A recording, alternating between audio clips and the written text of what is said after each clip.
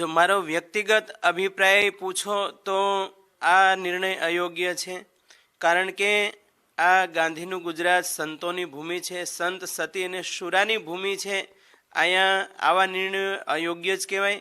અને કદાચ ગુજરાત સરકારે વિશ્વના પરિપ્રેક્ષ્યને ધ્યાનમાં રાખીને નિર્ણય લીધો હોય તો એના માટે યોગ્ય છે.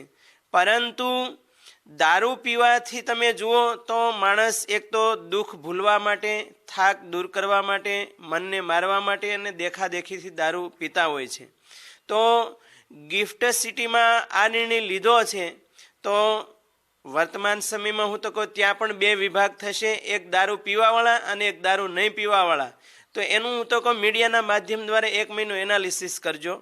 એમાં જે દારૂ પીવે છે એનાથી એનું સ્વાસ્થ્ય કેટલું સુધર્યું છે અને એની પરમેનેન્ટ શાંતિ કે પરમેનેન્ટ આનંદ એની માત્રા કેટલી વધી છે.